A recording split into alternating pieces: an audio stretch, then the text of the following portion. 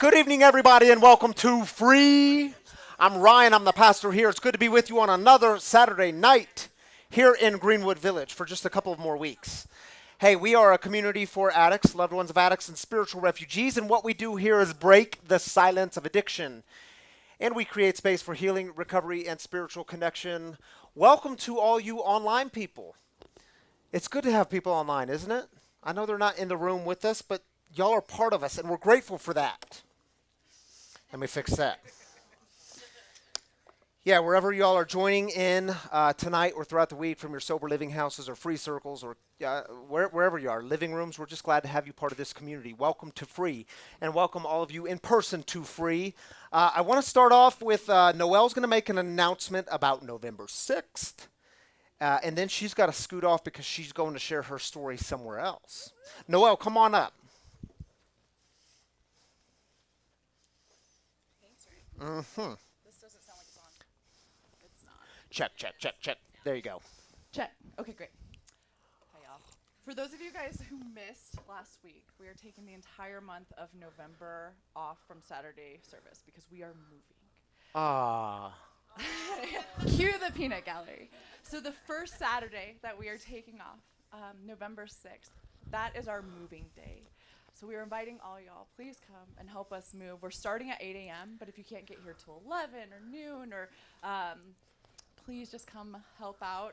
We'll have some people here at Free and some people at the new space receiving items from Free, but it's just going to be a big moving day. So any volunteers, any help that we can get, we will be so grateful.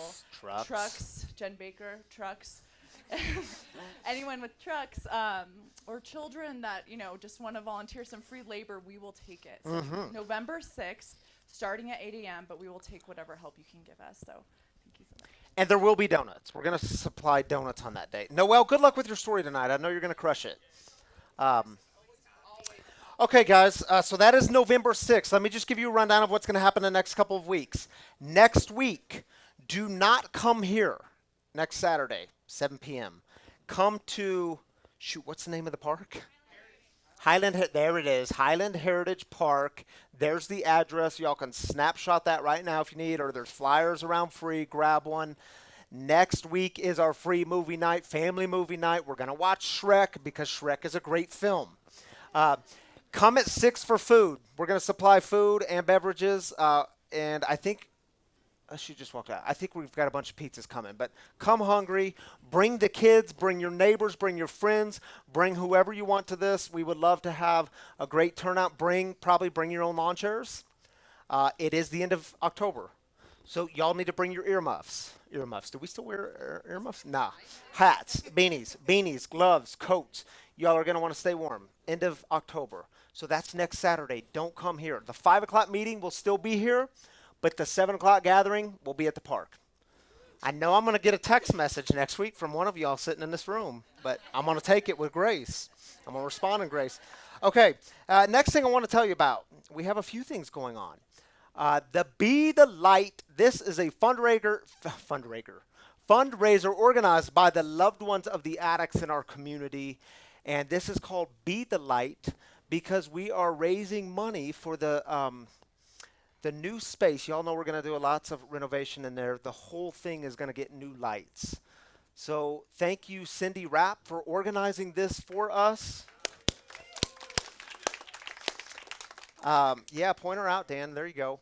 Let's see. I want to get the dates right on this. It is Tuesday from 6 to 8 p.m., October 26th.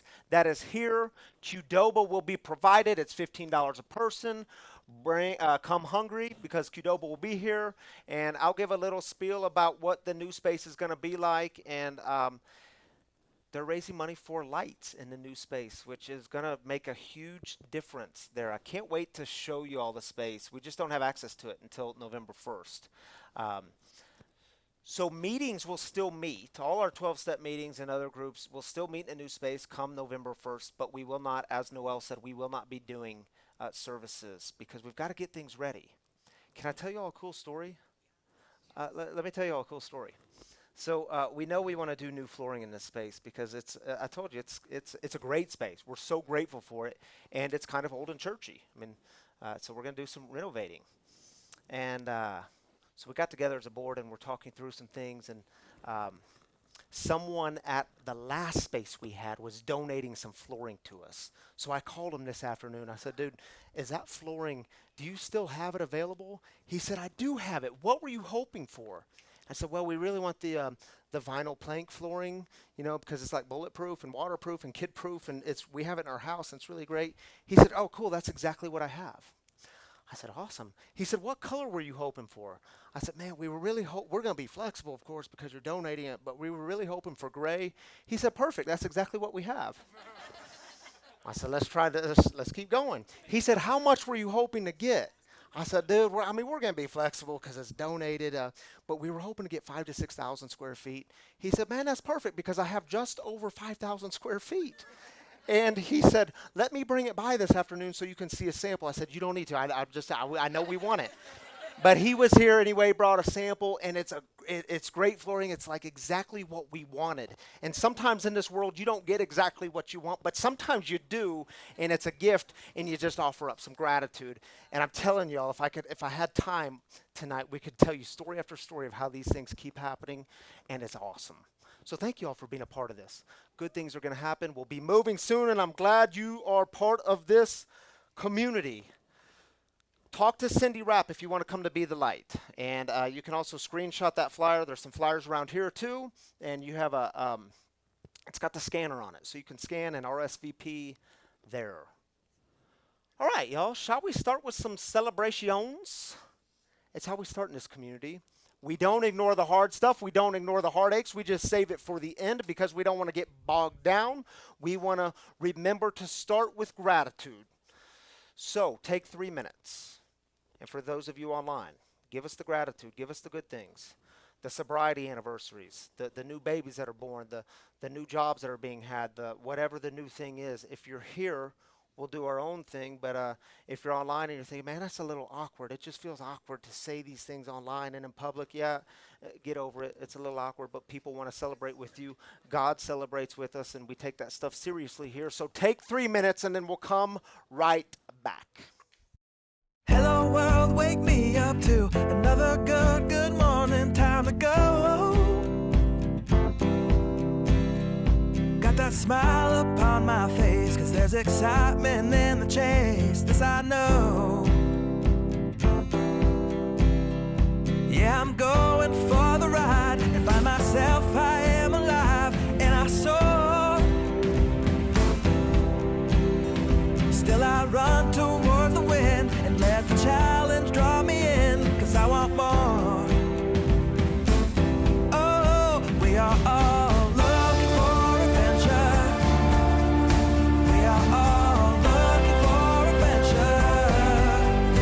We are all looking for adventure.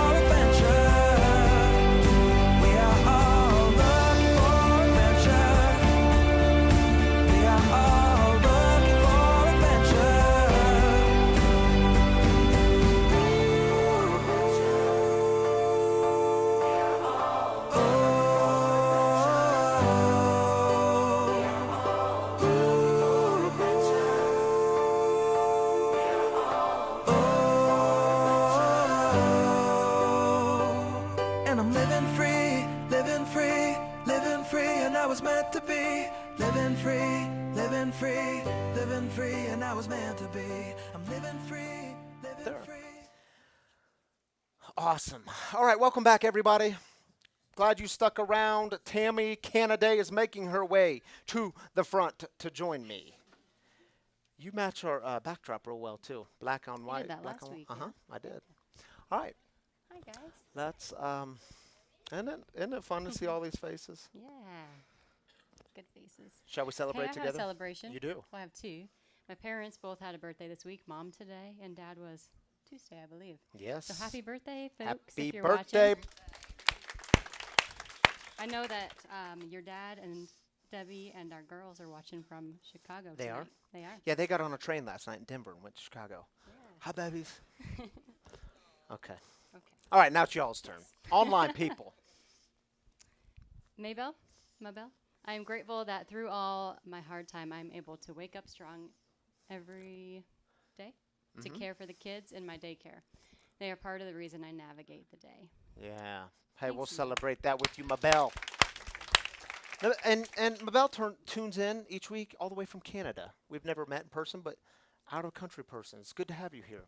Terry says, after a heartbreak today, I really made an effort to listen to free sermons and some music that pointed me to God. I'm celebrating healing and small victories. We're celebrating that with you.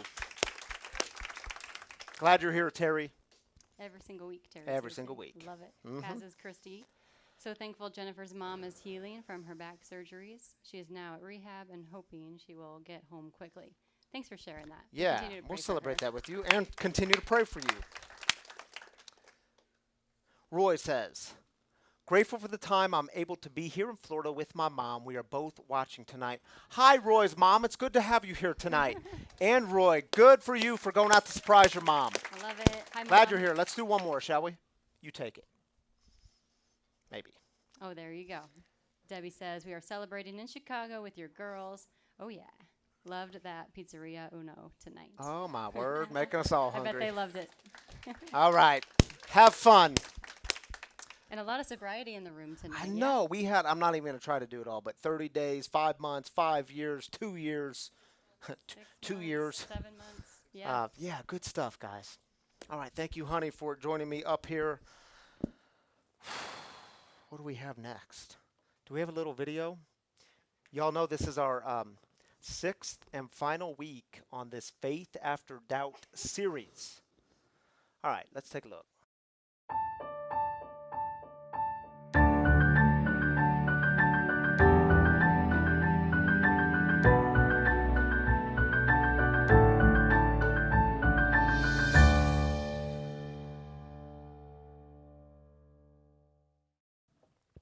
Part 6, Belonging in Your Doubt. We are wrapping things up.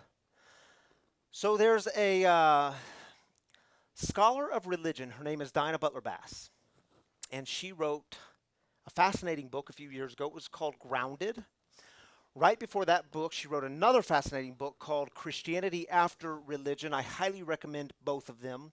Now, her central argument in this book, Grounded, is that the what she calls the old vertically structured universe. Some people call it the three-tiered universe, that God is up here somewhere distant. We humans, creation down here, and bad, dark, ominous things are down below. The three-tiered universe, she says, is quickly disappearing with new generations, and a new thing is emerging, and it's much more horizontal. Now, we also have to realize how shaped by the three-tiered universe that we have been. We've been formed by this stuff. It's what religion has handed down to us for the last several hundred years. Think of even church architecture, buildings that we have seen for the last couple of hundred years. Do we have it on the screen? Yeah, what is that? That's a steeple, right? Church steeples. We see these things everywhere. Or as Dinah Butler Bass calls them, religious rocket ships. pointing to exactly where God is, like a big arrow pointing up to the sky. And for so many years, this is what religion handed us. The goal was to escape this place after you die and get up to that place somewhere, that place of bliss where God is, and God is distant. Think of some of the hymns for you church people, you all that were born and raised in the church. Think of some of the hymns that you sang. Or if you're sitting here saying, well, Pastor, we didn't sing hymns in my church. We had a praise band. We did contemporary Christian worship music. Okay, think of some of the contemporary Christian worship songs that you sing in the church. Right. Well, that is one of them. That's a good one, though. That's an old-time one. Don't knock that one. But think about it. So much of it, not all of it, of course, but so much of it is about a God who is up here, and if we can just escape this life after we die, when we take our final breath, and get to that next life, that place of bliss, then everything's going to be good. And it's not just that, that it's after you die. How many times are we begging God? God, please come down and pour out your blessings on me. Pour out your mercies on me. God, please just come down and join us. And do you ever get the sense that God is saying, yo, I'm already here? You see, the shift to the horizontal is a shift to the God who is with us. Does it make sense? Now, there's another metaphor that she uses, and I find this one fascinating too. Yeah, holy elevators. Holy elevators. God, again, is up there somewhere distant from creation, and God is sending things down in the holy elevators. Things like rules and rule books and sacraments. Now, if you have holy elevators, what else do you need? Yeah, you need holy elevator operators.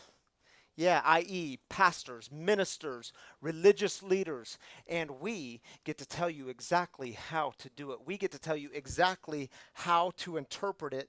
And guess what? If y'all do it right, if your head is organized right, if you have the right belief system, the right belief structure, then when you take your last breath, God is going to hit the up button.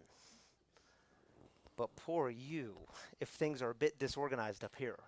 Poor you if you don't have the right belief system. Then God is going to hit the down button where you're going to go to a place and suffer forever and ever and ever and ever and ever and ever and ever. And some way we found a way to spin this and say, but don't worry, that's the good news. This is good news. Now, and it's not just, again, it's not just what happens when you die.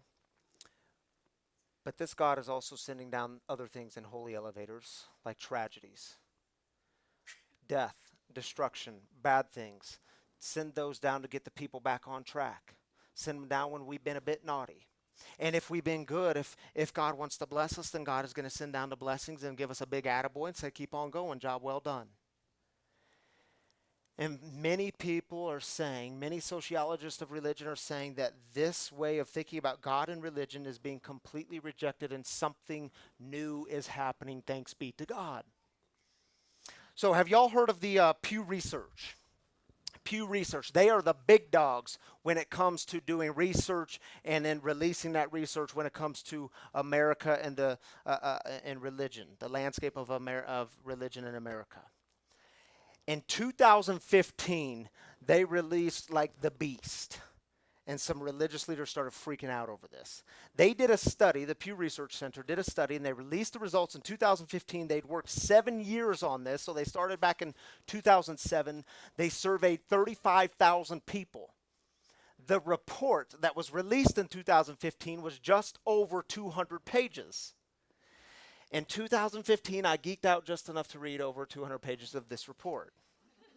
And y'all, what was so fascinating was, and let me just summarize it. Some of y'all will know the summary.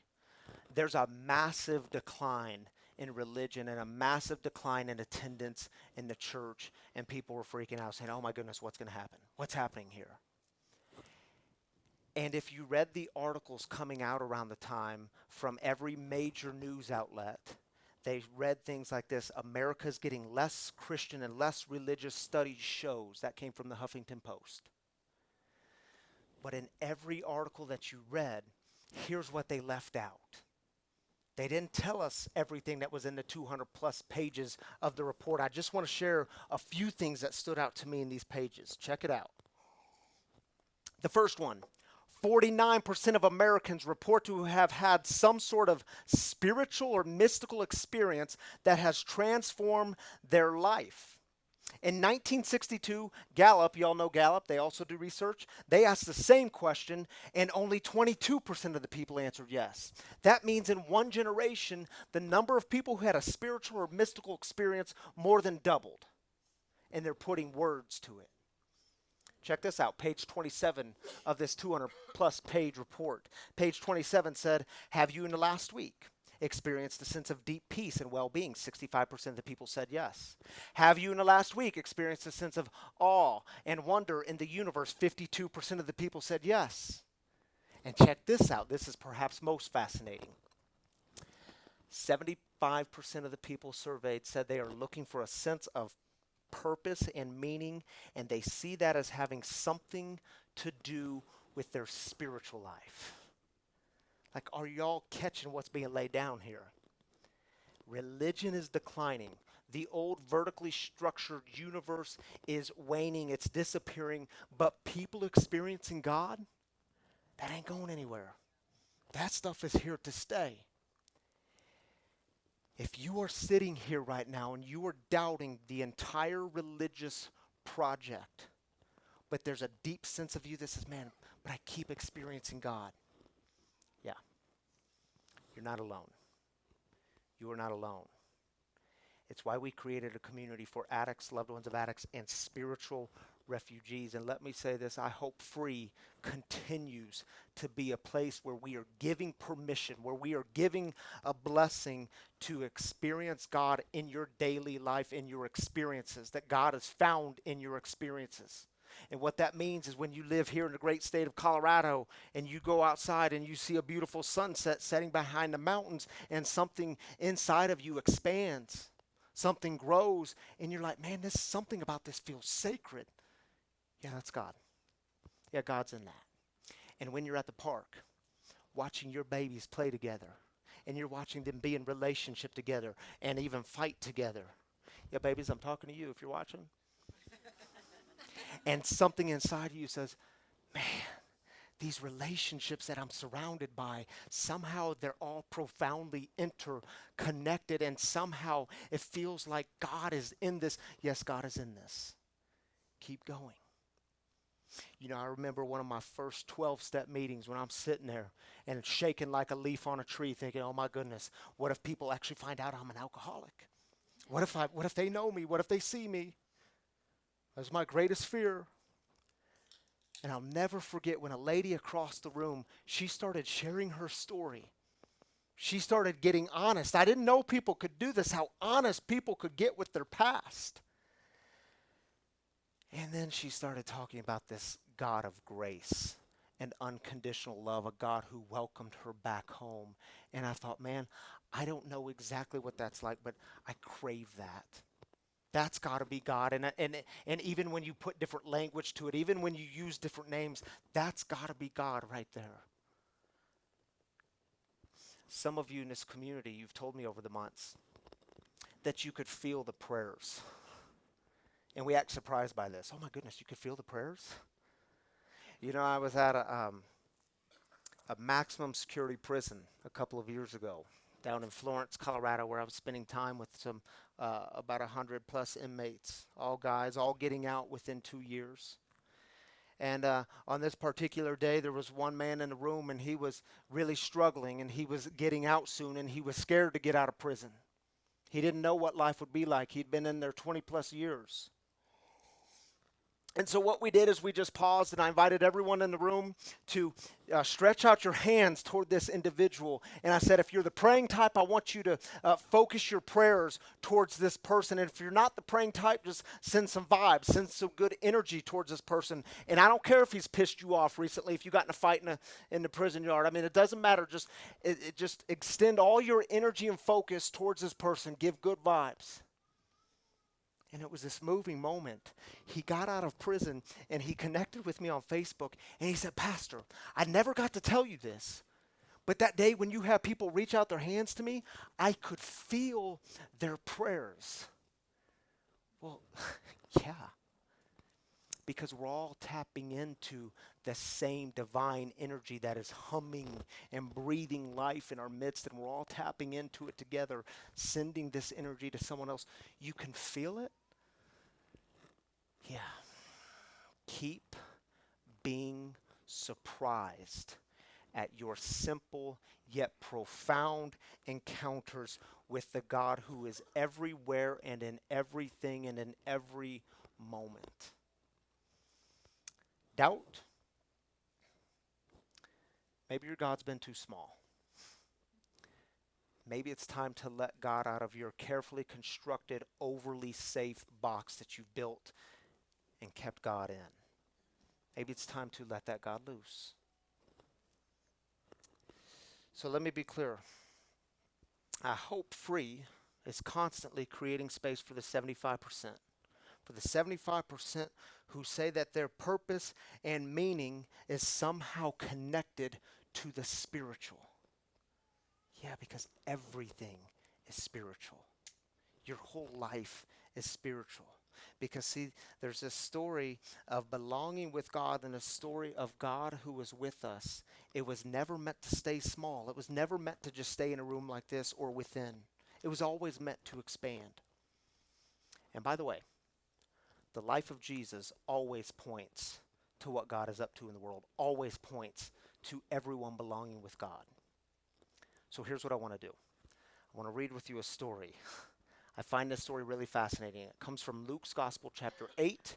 We were in our book study on Wednesday, and someone brought this story up, and we were talking about how radical Jesus was in the life of the first century Greco-Roman world, how he was including people that generally would not be included, saying a message of God's love for people who were generally on the outside. They were outcast. They were considered the unclean. Check out this story. It's only 3 verses. Soon afterward, Jesus traveled through the cities and villages, preaching and proclaiming the good news of God's kingdom. By the way, notice what the text doesn't say there. Jesus was traveling throughout the city, preaching and proclaiming a belief system that you might adopt this belief system.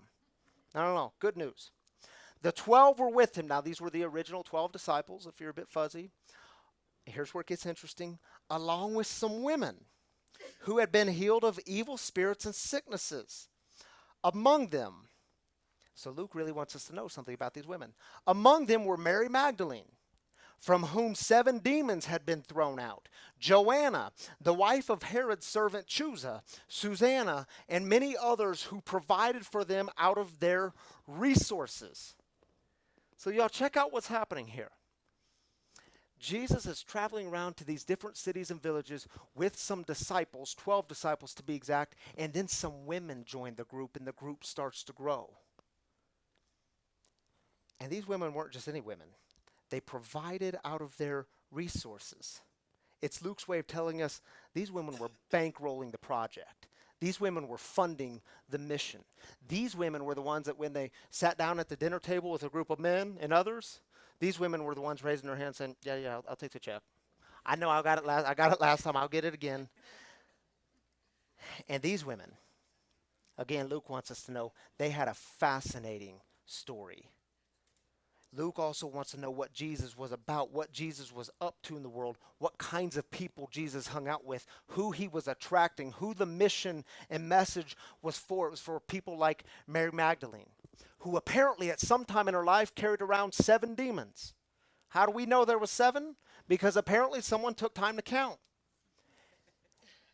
Maybe she was carrying the same demons that you and I have carried.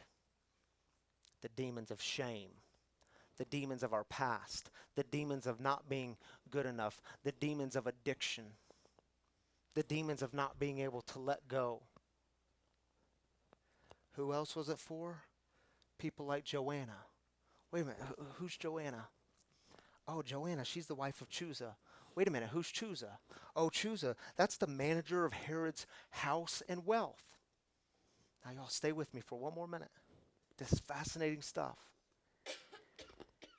Herod the Great was a very powerful ruler at the time. He died around the year 4. When Herod, and this is the same Herod, remember the Christmas songs? When Jesus was born, this Herod sent out a decree to kill all the children. Jesus and his family, remember the songs, had to flee down to Egypt. When Herod the Great died, the empire Rome decided to split the empire among his sons. So Philip got the east, Herod Antipas, his other son, got the Galilee area, and Archelaus got Judea, which included Jerusalem, and Archelaus quickly made a mess of things, and then it got handed off to a Roman governor by the name of Pilate. You remember Pilate? The one who put Jesus to death on this Roman execution stake that we now know as a cross. Check it out. Before his death, Jesus is traveling around with his crew. They're traveling around Galilee, and Herod Antipas is now a very powerful ruler. He is super wealthy, way more wealthy than his father. In fact, if you ever go to the Holy Land, you can see that he actually moved a mountain to build another palace. Remember Jesus talking about moving mountains with faith? Yeah, even Herod could do that. He literally moved a mountain to build another palace. He had palaces and homes everywhere. He was brutal in his ruling. He was violent. He was oppressive. And Chusa is his manager. Chusa's looking over things. He's the chief of staff. Chusa's married to Joanna. Chusa shares his money with Joanna, who's traveling around with Jesus now and other people who are filled with spirits and sicknesses. Are you catching the irony? Joanna is the elite. But for whatever reason, she doesn't find that life very interesting. All the parties, all the dancing, all the fine dining and wining, she doesn't find it very interesting. And now she's traveling around with a Jewish rabbi, and she's shacked up in some little hotel room with Mary, who apparently had 7 demons. And she's eating dinner with poor people and sick people and people who can't really get their life together. And now she's giving a message of new life and belonging to those who have been defeated, those who have been rejected, those who were told they couldn't belong. I mean, do you see how sometimes in the text the importance is in the details? And check this out. If you were to fast forward just a few chapters to Luke chapter 13, you get this really interesting verse, and it says, some of the religious leaders came to Jesus and said to him, Jesus, you have to leave. Herod, they want to kill you. And y'all know what I think happened in that moment? It was like the biggest mic drop in human history. Jesus cracks a smile and says, yes, but does Herod know that his manager's wife is funding the very project that he's trying to dismantle?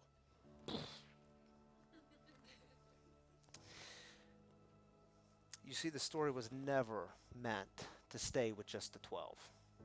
The story was always meant to expand. It was always meant to keep moving to the rejected, to the people who were kicked around, to the people who needed healing, to the not religious enough. It was always meant to move to the addicts and alcoholics and those people who love those addicts and alcoholics. It was always meant to move to the elite who sensed that there was something more even though they had everything.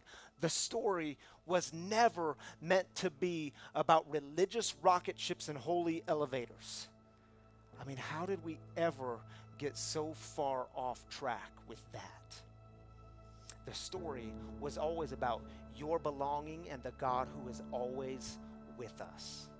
Not a God that we've got to beg to come be with us, come pour out blessings. God save us, don't punish me too much.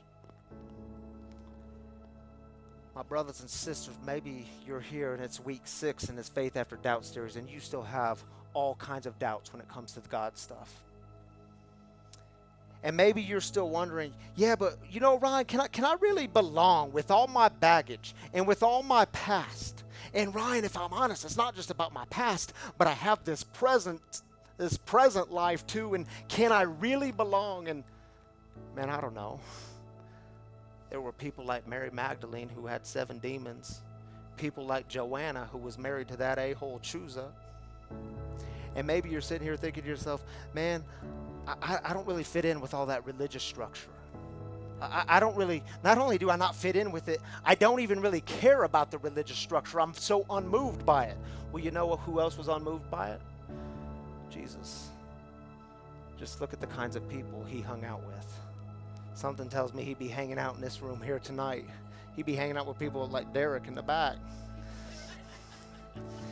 And see, maybe you're sitting here and you're one of the 75%, and you know that your purpose and meaning in the world has everything to do with your spiritual life, because you know that the whole thing is spiritual. There's not this life and then a spiritual life. There's not my life over here and then my spiritual. Your whole life is spiritual, because God is breathing and moving in our midst, all around you, everywhere and in every moment. And maybe you simply need to hear those simple words tonight. You belong. You belong. In fact, look at the person next to you and say, you belong. And so when it comes to everyone, right? When it comes to closing and wrapping up this series, I think I would leave it with this. Maybe your doubt isn't all that it's cracked up to be. That's okay. That's okay. Your questions and doubts are always welcome here. We've said it every week. But maybe it's not all that's cracked up to be. Your doubt still isn't a problem. Your questions aren't a problem. God can handle it. Can you handle it? Can you embrace it and keep moving forward? Because in your doubt, you belong. So take just a moment and reflect on what are the concepts of God you need to let go of. What are some of the concepts of God in your life that you need to let die? Maybe you've got some holy elevators, some religious rocket ships in your life that you need to let go of. What are those concepts? Take a moment, we'll come right back.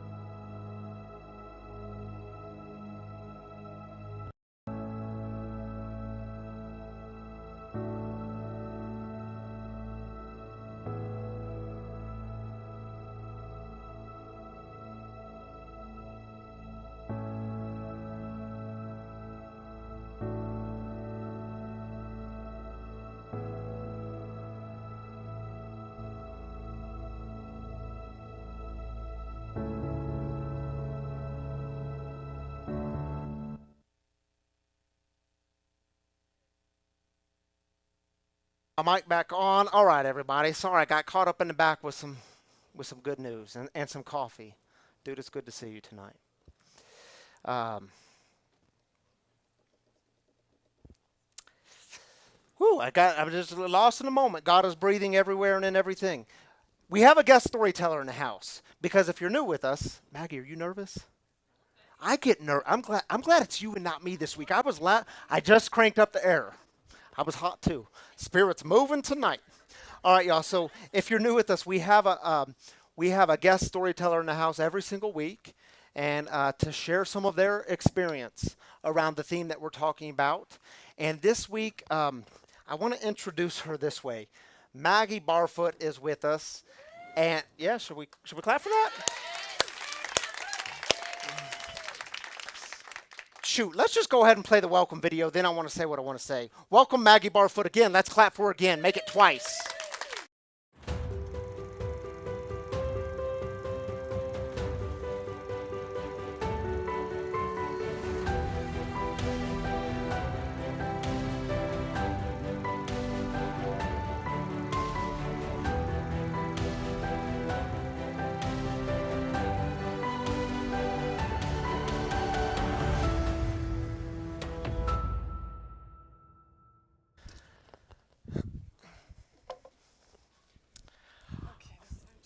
Oh, yeah, you got to raise it. Oh, do you know how to raise it?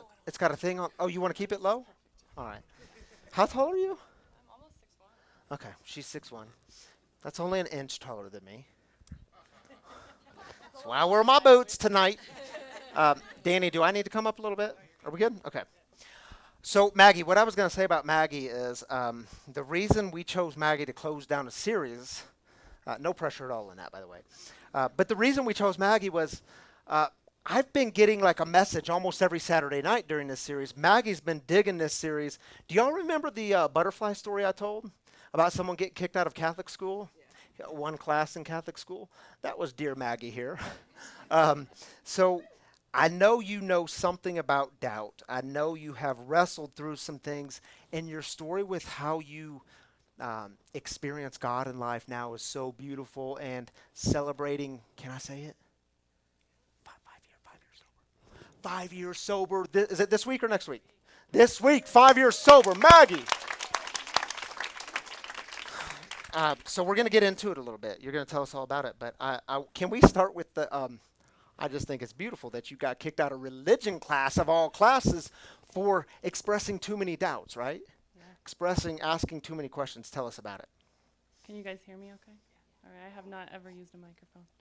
Thank you for having me. I'm glad you're here. Amazing message. So yeah, I grew up without any kind of religion or spirituality, and I had good parents that just wanted to do the next right thing, but I was constantly looking for something to fill me up, whether it be drugs, alcohol, or trouble. So when I was 13, I got into some trouble, and my parents decided to send me to a Catholic private school. And during that time, I got even to more trouble. And I got alcohol poisoning and got into some trouble there. And there was a Bible class, and we would, go through some of the verses like you were doing, and I would aggressively raise my hand and ask, well, what about the Holocaust? Well, where is this man that you're speaking of? I don't see him. I don't hear him. And it was very confusing for me. And when I would ask those questions, I would be asked to leave. Like, how does that I'm just curious how that works. Is like, Maggie, great question, but you need to step outside now. It was not a great question. It was like, please, you are interrupting the class, and you are, I think, scaring him. I think I was scaring the religion teacher because he didn't have the answers. Totally true. Totally. And during that time also, I had a friend get in a car accident and pass away, and we had confession every week, and there was not something that I'd ever done before either. And during that time, I sat, with him, and there was the block against, and I could kind of see him a little bit. And what I said was, I don't want to confess anything. I really want to ask, how can you believe in this God or this man in the sky when all these bad things are always happening? I truly don't understand. And what I was doing is I was desperately seeking an understanding of God. I desperately wanted that question. And his response was, in the name of the Father, and the Spirit, and the Holy, all that stuff, you have been forgiven. And he asked me to leave. And At least you got forgiveness out of the deal. But even then, I had no idea what that meant. So from that day forward, it was like, I don't want anything to do with this. And some of the people in charge were, the principal of that school had been arrested for something pretty inappropriate. And yeah. So is it safe to say, that we talked earlier about the three-tiered universe. God was up here somewhere distant, uninvolved. You're always begging God to come give you something or save you from something. Was that the concept you had of God? God was up in the sky somewhere. He was a man in the sky, and I was not part of that, which I was told, because of my behavior and because of my drinking and, my rebellion. And that I could have this God and have a connection to the God if I was doing the right things. Yeah, which is why we say every single week. And Francis usually reminds me on most weeks when I walk back to get coffee. If I don't say it yet in this point in the service, he's like, hey, don't forget, we don't do shame. We don't do shame. But we have to say it every week. We have to remind ourselves that no matter your past, especially in this community, no matter how checkered your present is either, you still belong. Like, there's nothing that gets you kicked out from belonging with God. I mean, I don't know how, I got a bit of a resentment over it. How did religious leaders, how do we ever go down that road of saying, oh, Maggie, sorry, you're kicked out for now. But don't worry, you can come back at some point. Okay, keep going. You can come back and if you stop asking questions and you believe, you just, listen to everything that I'm saying and then spit it back out to somebody else. And you Yeah. can act however you want, but Yeah, I know. as long as you believe what belief it system. says That's in my right. Bible. Okay, so you got kicked out of class. You went pretty deeper into your addiction, and I know that's not. We say it all the time. It's usually addiction is multi-layered. It's not just one event, but you got deeper into addiction. What did it look like in your life? I think it really got deeper into there because I was so lost. I was truly, what I know now is I was truly seeking that connection with something bigger and deeper. I was seeking my spirit, and I was seeking God, but I didn't know that. And so I just was rebellious, and I failed out of that school, and so I was sent to another school, and my drinking and drugging got pretty severe until I lost everything and everyone, and luckily rolled into the rooms of Alcoholics Anonymous 5 years ago. Yeah, 5 years ago. New life 5 years ago. Tell us what kind of, when you talk about belonging, what does that sense of belonging look like? Because I think a lot of us have felt it. Like, I can tell you the same thing. Like, man, when I got recovery, I finally understood belonging, and I thought I was so different, unique. How'd that belonging look in your life? How would you describe it? I think there's two things that come to mind.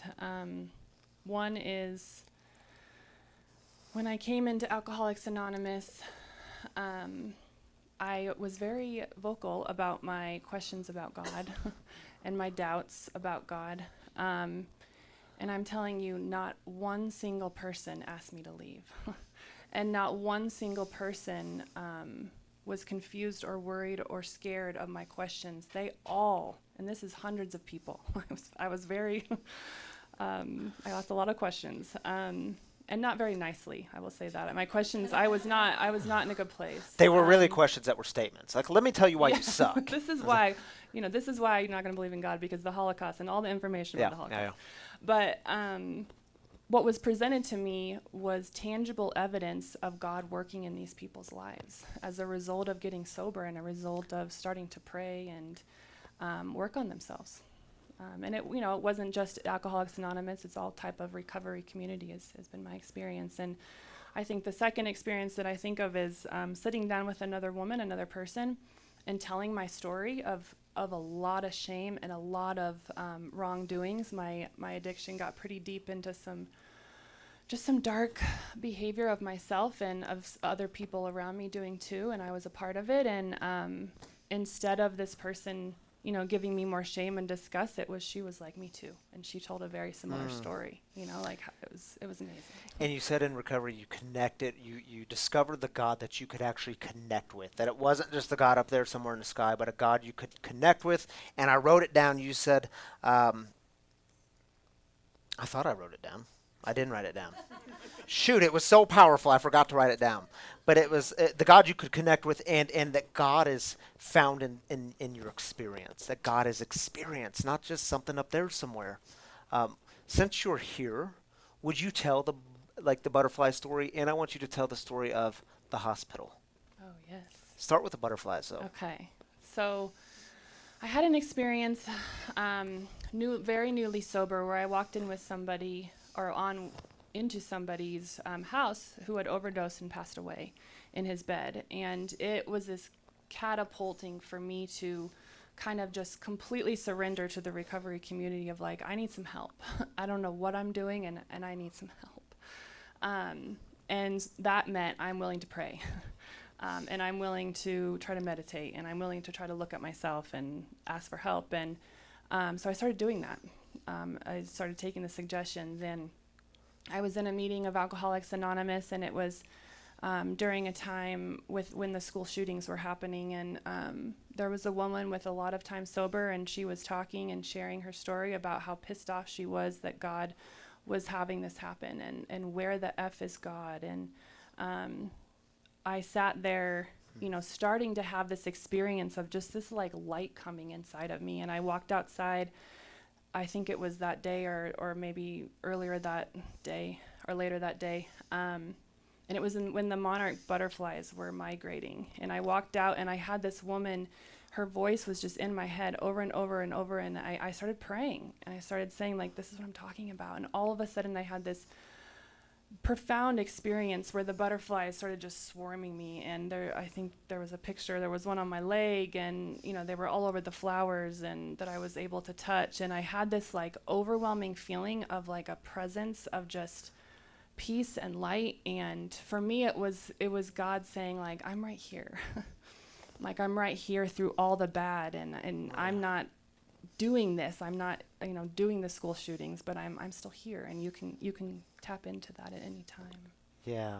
What a beautiful story. And I love it's the horizontal shift. And I know like in today's culture and church culture, sometimes it's popular to talk about we're a vertical church. We're down here, we just worship the Lord. We're a vertical church, and the horizontal is the God who's with us, which I think we need that God. We need the God who is with us, because these tragedies come along. Like you've mentioned the Holocaust a few times, school shootings, and we say it all the time here, bad things are going to happen in your life. You're going to experience pain and suffering and tragedy, and God goes through it with us. God weeps through it with us and grieves with us, and man, we need that God.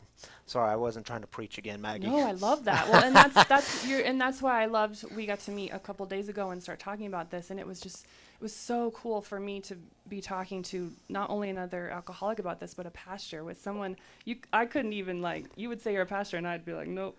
So start having these conversations with people who have experiences too is really amazing. So thank you. And I mean, from that day, it was just that's what kept me going, kept me sober, and I've throughout the past 5 years been able to really, really practice prayer and meditation and like quiet time with that presence. And yeah, so I wanted to talk a little bit about that, because, and part of what I love about this community is we get to see people get their lives back, and not just get lives back. Like, here you are holding your son at 2 years sober. Tell me what a gift it is, right?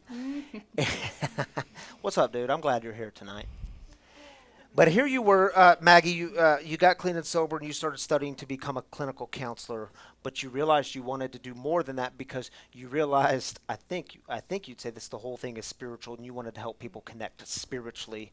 And so I say that to let y'all know, in our new space, Maggie is going to be leading some yoga that is yoga for trauma and addictions. And when she was explaining it to me, I said, that is all, we need that.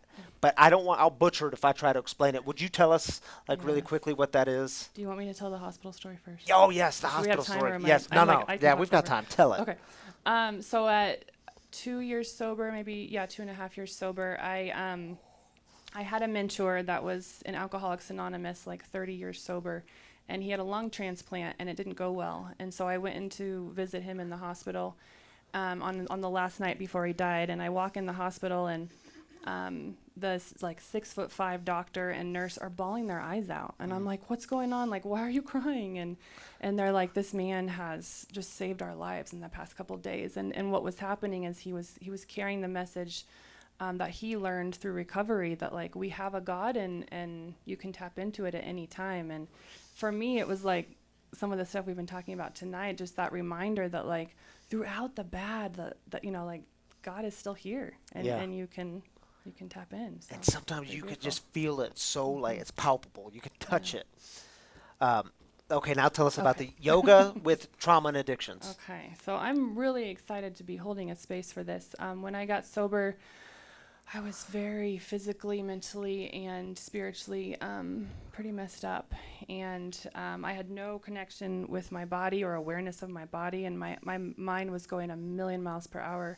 I'd also been in a relationship with an active alcoholic, and that, if any of you are familiar with that, is a lot. And so I had a recovery club hold just a regular yoga class, and it changed my life.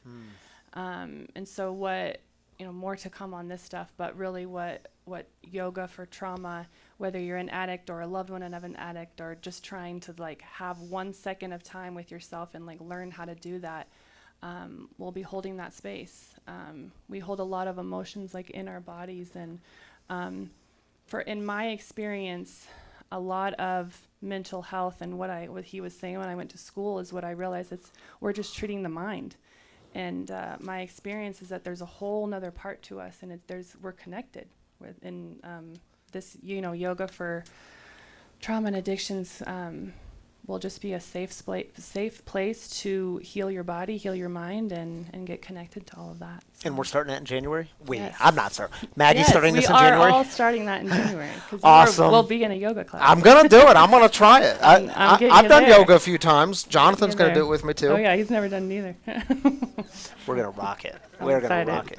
And if you've ever done like a $30, active yoga class, this is very different. It's not going to be $30. You don't have to be good at it. It's really about learning to and being able to just have a moment just to get quiet, to get, connected to yourself and heal.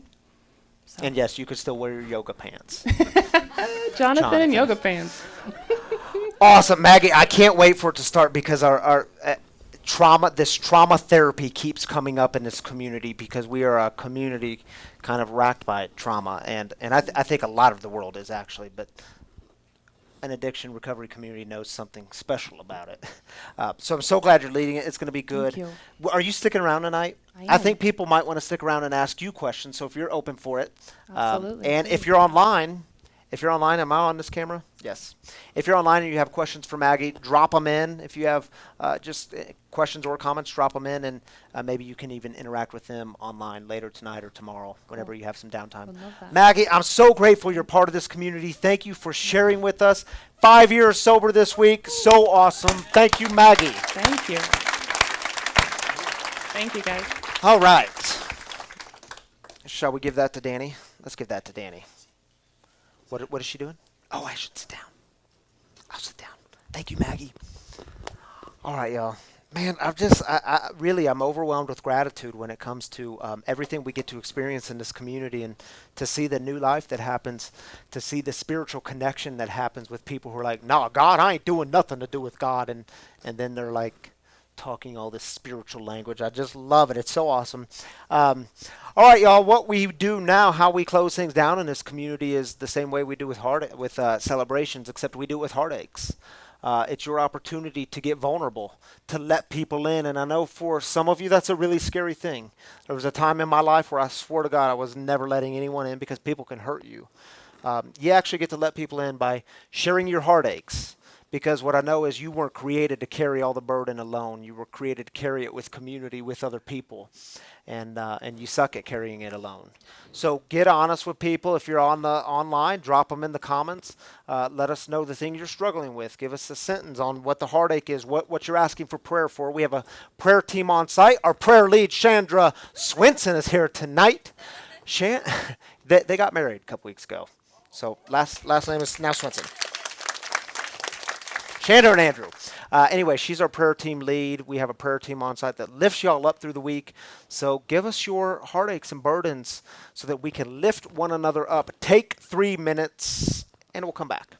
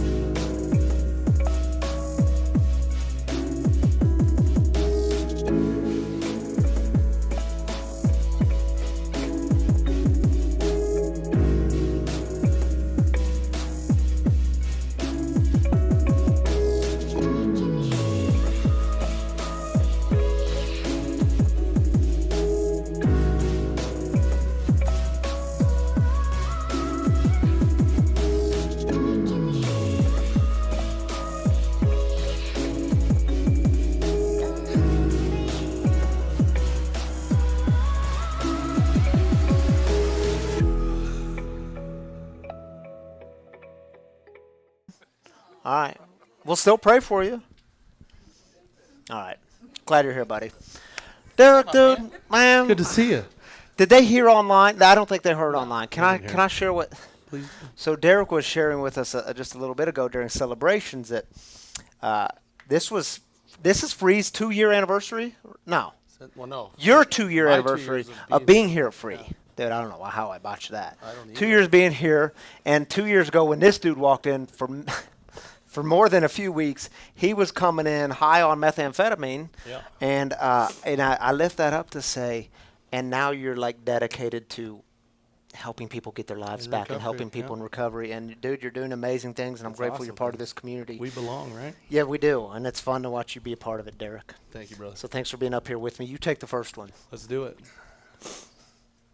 Julie, hurting from the loss of my 22-year-old daughter, Jessica, on September 2nd to overdose. I miss her every day.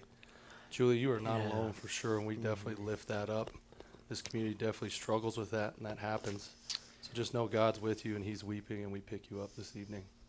And Julie was here this week with Stephanie, and Julie, it was good to connect with you. I'm glad you're part of this community and tuning in tonight. Prayers for you. Mabelle's back with us, and she says, waiting for my daughter to realize she needs urgent help. Time is running out, and things are getting complicated. Sad for your only child, seeing her drifting away when you tried everything to save her. The pain and stress is out of control. Addiction is a real demon and attacks the loved one's heart without pity so hard. You know what? You just articulated what a lot of people are going through in this community, and there's help for you out there too. I hope you're involved in some sort of support group because you can't walk this journey alone. And I'm glad you're with us tonight. So we're lifting you up in prayer and your daughter as well. Wow, heavy stuff. Yeah, it is, man. Paige, just struggling a little these past few days. Wish I could be there, but I have strep throat. Definitely pick you up, Paige. It's never fun having strep throat. Nah. So we send you love and we send your prayers that you heal quickly. Prayers for you, Paige. Glad you're here tonight. Is that it? All right. Man, Thank you, Derek, for heavy stuff, right? You want to say a prayer over the community real I quick? would love to. Why don't you do that? Yeah. Keep your hands open. Close your eyes. As Ryan says, this is a way to invite God in, who is in all of us and all around us at all times. God, I want to thank you for bringing this community together, for bringing our hearts and our struggles, and helping us come together when we feel so unworthy. Sometimes we just feel unworthy in our lives. Sometimes we feel broken. Sometimes we feel like we're not good enough. Sometimes we feel disgust and shame and guilt. But you brought this community together to make sure we don't do shame, and we're so grateful for that. I see God and I see you in all these people all the time, so pick us up. Help us walk together. Help us to take the next step in life, in our struggles, in our pain, in the joy, in the times of just triumph. Help us to rely on you because, again, you're in all of us. Our hearts beat, and our hearts and soul beat because you are there. So I ask tonight that you continue to help us take steps together in this community. You help us and guide us to our new space, that the servants come forward and the money comes forward. We ask for those things because you said to ask. So I'm asking right now that you bring us together to help us grow, to reach the next person out there that needs something like this, that needs a chair, that needs to hear that they are loved, that they are not disgusting, that they are not living in shame, that they are in your image. So when we look each other, we ask that you help us remind us that we see God looking back at each other. And that's such a beautiful thing. So continue to pick us up, continue to love us, continue to remind us that we are made in your image, and we can do just like Jesus did and spread this message of love. And that's what you want for us. In your name, amen. Amen, brother. Thank you for those words. Thank you for that prayer. All right, y'all. I want to take this opportunity to remind you that there's giving boxes scattered throughout here at Free. There's one on the wagon. The wagon used to be up here because it is a primary central image in this community. The wagon's now by the front door because, well, we're running out of space to put things. So there is still the giving box there, and truly, I tell you, I say this every week, your generous donations, it's what keeps the mission going forward here. It's what creates us and helps us to thrive and create space for healing, recovery, and spiritual connection for addicts, loved ones of addicts, and spiritual refugees. And I know for many of you, when you give, it's a spiritual practice in your life. And you can play the video. There's three other ways to give in this community if you don't feel comfortable giving that way. You can download the app, Free Spiritual Community. It's a free app, and you can give there one time, weekly, monthly, however you like to do it. You can also go directly to the website, freespiritualcommunity.com, and you can give there. Or you can text the number on your screen. It'll walk you through a simple set of instructions. It's all safe, simple, and secure, and truly your generous giving helps sustain the mission here at Free. And we are so, so grateful for what has happened. And I know I'll say it earlier. I'll say it now. Over the summer when we had our big campaign, Welcome Home campaign, and it's like, God, what are you doing taking our home away? And God gives us a new home, and we raised almost $400,000, which is just incredible for this community. So truly, thank you, thank you, thank you. Incredible things are going to happen here in this community. They're going to keep happening, and the silence of addiction is going to be broken continuously. That's our work here. That's our work. All right, y'all, let's close with, we're closing early tonight. I say by 8:15, and it's only 8:07. We should do another sermon. Who wants to preach? No, I'm just kidding. Just kidding. All right, y'all. Can we close out with the Serenity Prayer? And you can open your hands again if that's comfortable for you. If it's not comfortable for you, you certainly don't have to. The Serenity Prayer, if you don't know it, it's on your screen, and it goes like this. God, grant me the serenity to accept the things I cannot change, the courage to change the things I can, and the wisdom to know the difference. Amen, everybody. And to my free brothers and sisters, this week, may you experience all kinds of grace and peace, and may you remember you belong. You always belong. Even in your doubt, you belong. And I'm grateful for you. I love you all. We'll see you next week.